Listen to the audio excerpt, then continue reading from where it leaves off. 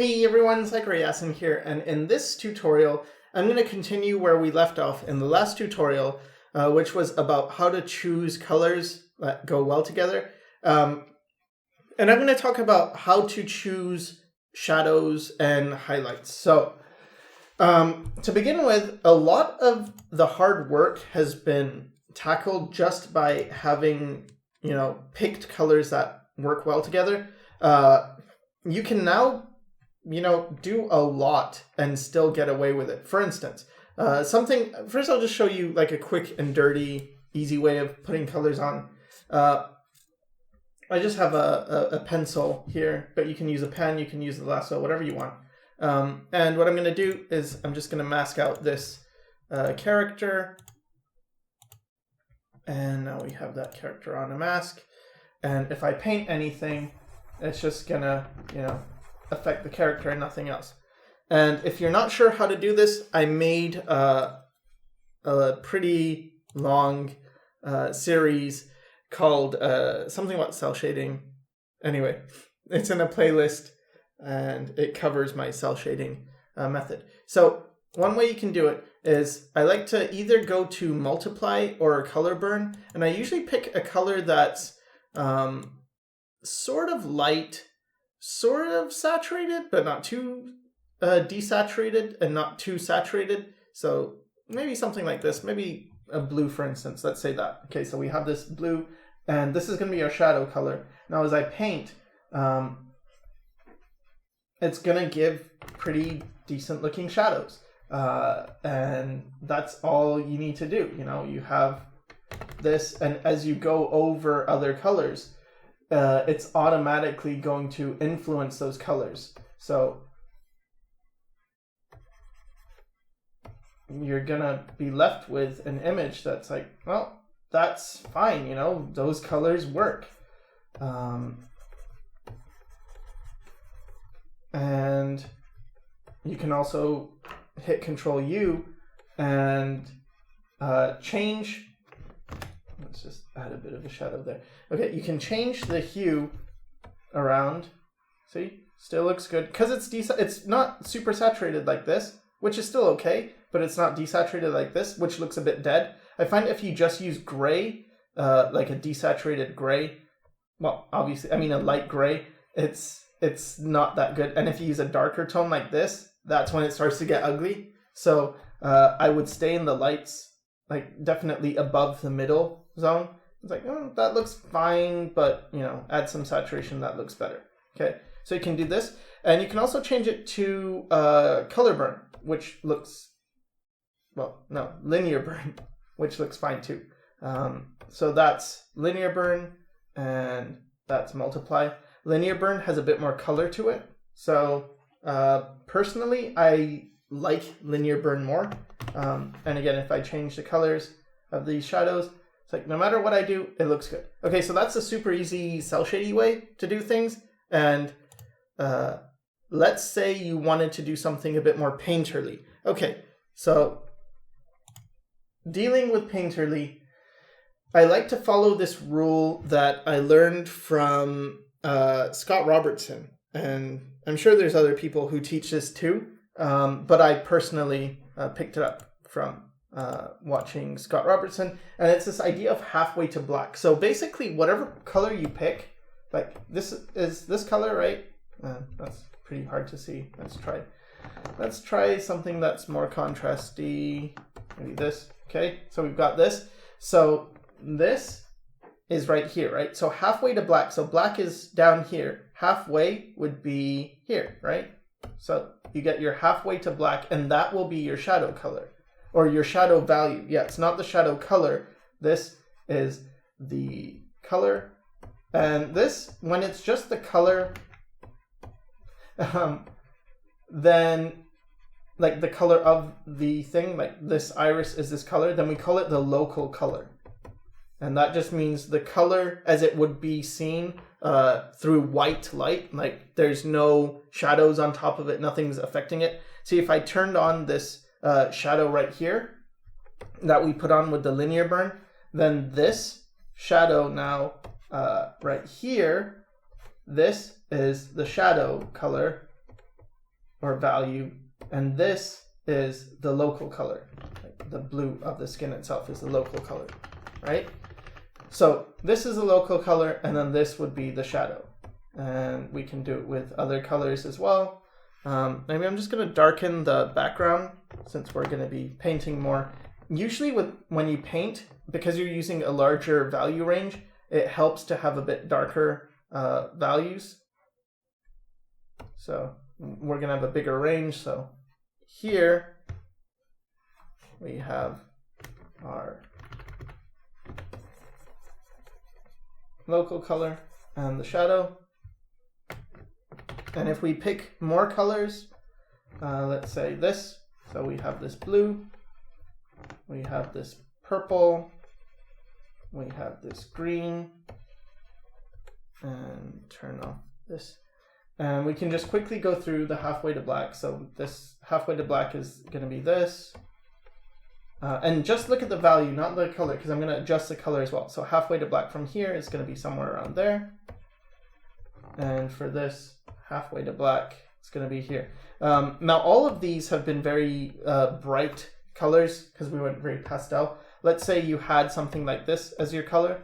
Halfway to black then would be going to black, that, right? And if you had something very dark, let's say, you know, this is your color. Halfway to black, it's going to look like this. And this is a good method for getting highlights just for outdoors, like in full sunlight. You might get something that looks like this. But this is where we start. This isn't where we stop, because there's two parts to this. The first thing is to go halfway to black. The next thing to do is understand warm and cool colors. So warm and cool. What is warm and what is cool? Well, it's relative, because you could say red is warm, right? So this is red, and you could say blue is cool. Okay, however, this red, if I take red, I'm still going red, and I desaturate it a bit, this is cooler than this, like more cool, more towards the cool. I'm not talking about, you know, cool as in, oh, this color, this is so cool, like great or something. I'm just talking, it's warm and like how close it is to a warm color, the feeling of warmth. So I could go to this as well. And this is cool, but I could go cooler like this. This is even cooler than this. And so to think of it as, you know, blue is cool, it's like, yes, sure, but there's more to it than that. The other thing is this can be warm. Like this could be a very warm blue, even though compared to the red, it's cool. And if I go towards gray, I'm cooling it down. So whenever you get desaturated, you're also cooling a color down. And when you get more saturated, you're warming it up. So this is warmer than this. Okay, so that's important. Now, where it comes to play is that I learned this from Richard Schmidt, but basically he likes to use cool highlights and warm shadows. So he keeps all his highlights very cool and his shadows much more warm. And it's usually like either you have cool highlights and warm shadows, or you have warm highlights and cool shadows. And for me personally, I like the way he has it with cool and warm. And the thing is, it's because with white, like pure white, it's a very cold color. And with a dark red, it's a very, or even a black, it's a very warm color. Like black is actually, like pure black, you don't really see it much, but black is a very, you know, a very, very deep dark tends to be warm. So if you have white as your cool and your darkest dark as a warm, it lends itself to having cool highlights and warm shadows. It's just easier. Because otherwise, let's say you had a warm highlight. Well, it might be something more like this, where it's like a brighter yellow. It's not quite white, so it's harder to go very, very bright. You might have, you know, these as your highlights. And then if you have white, it would have to be within these colors. something like that. So you got that. Okay, so now we have our cools and our warms. So let's just say you want to know a method of coloring, and so you're just gonna do something that works. That's what you're here for. Okay, so I'll teach you the way I do it, because it's just effective, and it may not be perfect, but it's what works. I do that thing with cool highlights, warm shadows. Okay, so now with this color, for instance, we have the value of this color, right? The local color of this iris, and we have the shadow. But this is the shadow value. What I haven't done is warmed or cooled this. So what I'm gonna do is I'm gonna take the local color, and then when I go to the shadow, I go halfway to black. So that's step one. Then what I'm gonna do is I'm going to move it towards a warm, which is a bit more orangey, and I'm gonna increase the saturation. So move it from the original color down to halfway to black, then across in saturation and down to more, whatever's closer to red, and then I'll get this color. So I started with this, and I'm moving to this, you know? So value-wise, it's pretty much the same, but it's not dead. And for the highlight, you can do the same thing, going towards white, and get this, right? Which, if you look at this, and this, like this, and then this, and then this, it's very dead, very boring.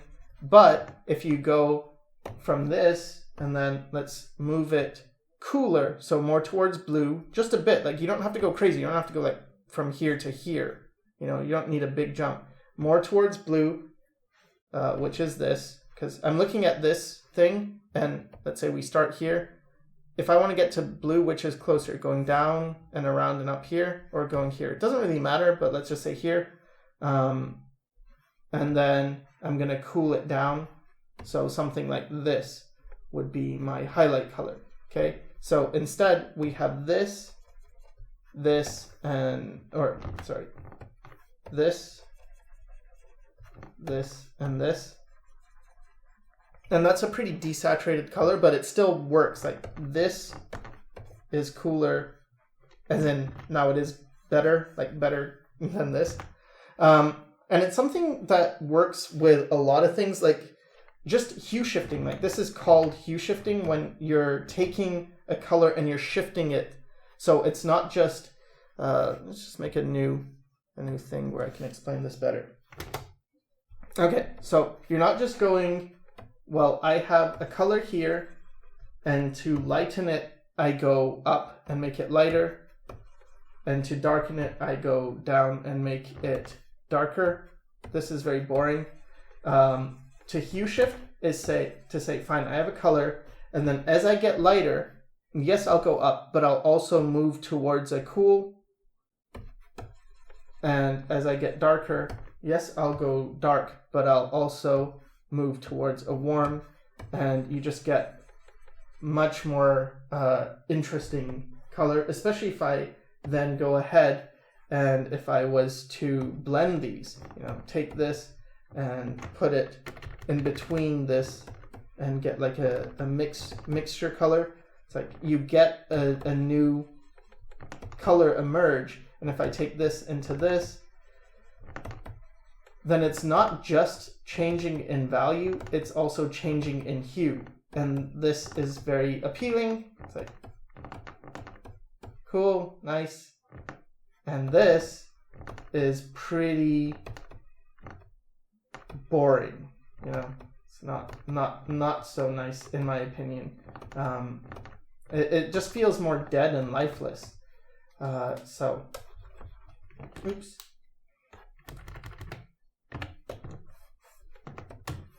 So that's pretty boring, and that's pretty nice. And the same thing happens with other tools, like a dodge tool, for instance. Let's say I have a color, right? And I put this color down. If I change my brush to color dodge, what I'm doing is it's saturating the color, but it's also shifting it. And let's say I use a,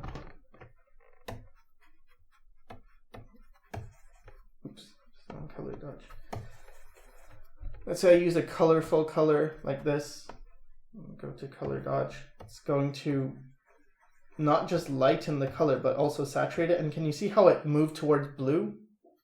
Like it was started at this color here, but then you got to this, then you got to this, then you got to this, then you got to this, then you got to this, to white. See, it's already done that. And if I open this up and I click on this, for instance, right? So this is the original boring one we have. If I go down, down, down, down, down, down, you can see what's happening. It just goes like up and down, which is really boring. Up and down, boring. Whereas this one, it goes this way, but you'll notice it's not just going up and down here. It's also, see this area? This arrow, it's also going up and down. So up and down. And that's just hue shifting. You can also increase and decrease saturation on top of that. So for instance, here, okay, I have this color, and then I can increase or decrease the saturation and get that. And then here, I can actually move it towards this to get this. So now you're shifting sort of diagonally like this. So when you have a color you're taking it from its light to its dark, you can do things like this. Like I will start at this tone, which is hard to see, and then I'm going to get it darker. So I'll move towards red and move on this diagonal slope.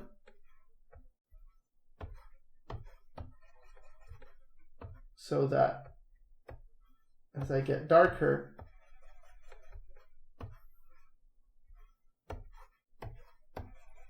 it also gets more saturated. And again, so if we were to look at this, it's going down, down, down, down, down. And that's very pleasing. And now let's look at our dodged version, this. So it goes here, and then see how it's hue shifting. This changes as well. And in this case, it's doing like a curve like that because it's getting more saturated, but then as it gets to its peak saturation, it has to get brighter, but there's nowhere to go but white. So it gets as saturated as it possibly can, and then it has to just go across, up, down, up this one to white. Because the saturated, like if you go in this square thing and you go from light to dark, from no saturation to the darkest with no saturation, you just go up and down. But if you want to go from the lightest and to the darkest with full saturation, you actually have to go all the way this way and then down this way. So you're doing like that, which is why it's much easier in this thing, this triangle, because you have full saturation, full desaturation, and then you go this way, and everything on this side is getting desaturated on the left, and everything on the right is getting saturated. Okay, so back to this. Let's pick the colors. So the way I do this now is I don't even really plan all this palette stuff. What I'm just going to do is, first of all, I'll select each area. I just open up, like pick the color, right? So pick this color, and then I'm using this color wheel because it's just faster. But I move it first towards a warmer color. So see, towards red's here. So I could go this way, I could go this way. I'm going to go this way and warm it up. I'm also going to darken it, so move towards this, but also saturate it, so move towards this. So I'll get something like that. And then now you can see it's a nice tone, and we can go halfway to black. So here's the color, here's halfway to black. So you get this, you warm it, and you saturate it, and yeah, so I could get this. And then it's like, okay, so that's my my shadow tone, and you can go ahead and put it wherever you want. And remember that the halfway to black thing is for like the darker shadows. So you can, of course, have lighter variations. So this is why it's more, painterly, because you can add a lot more subtle shifts. And then you can blend that stuff. And you can add highlights and things. And again, for the highlights, we can get some on the arm as well. But what we can do is take the original color and then go towards white and cool it down at the same time and get something that's, like that. So it's a highlight color that's going to have a hue shift in it.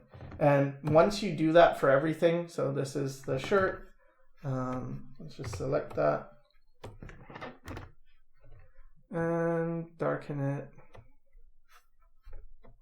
make it a bit more saturated.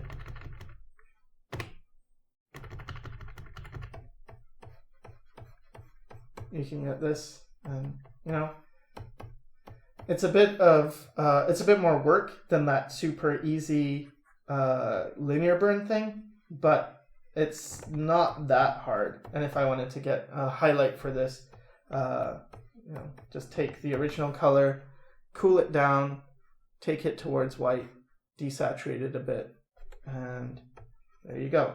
See, you get a highlight. You can even go lighter than that if you want, and get something like that. So,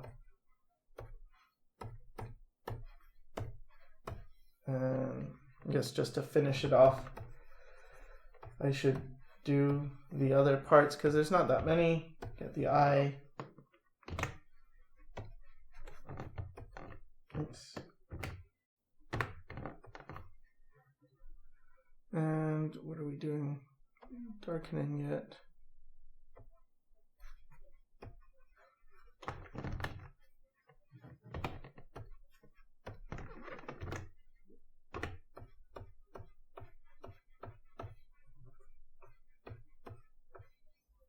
And then the highlight for this, lighter, like cooler. Yeah, so we're going cooler, so I went the wrong way. Go cooler and more desaturated and lighter. Get something like this. And then let's just do the rest of them really quickly. Like, it doesn't take that long once you get more experience with it. It's pretty fast actually. Getting in all these, lightening it, cooling it, desaturating it. And what are we missing? This thing. That halfway to black, a bit more saturated.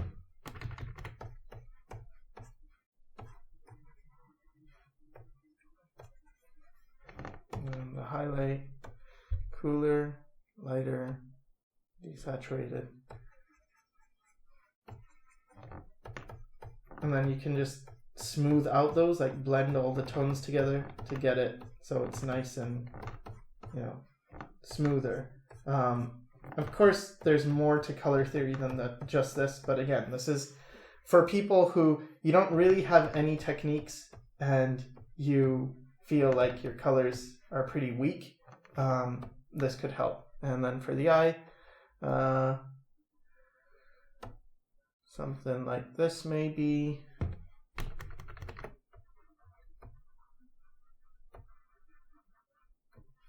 And then for the highlight, cool it and desaturate it and get something like this. All right, so pretty much that's it for a very basic coloring strategy. And when we put on our value checking layer, it's fine. It all checks out. So let's see, just duplicate this and move one here and move one here, and ground shadow, one here, one here, and turn one of these, take off the painting and put the, oops, I painted on the wrong there. Oh well, whatever, you get the point, right? Like, either way works. I guess they work pretty well on top of each other. Yeah, that's fine. But it's just a pretty easy coloring technique. And then, you know, on top, just to make things pop, you can always, it's often a good idea, even if it doesn't make much sense, but, you know, you just add, you know, rim light and stuff, and reflected light, like maybe underneath some of these shadows, you could have, I don't know, let's say there's like a pink light coming from, where is it coming from? Coming from below. Okay, so it comes from below and it just touches like the underplanes and it creates like cool stuff. Feels cooler, you know, stuff like that, right? And yeah, and you might have some like green rim light from this side.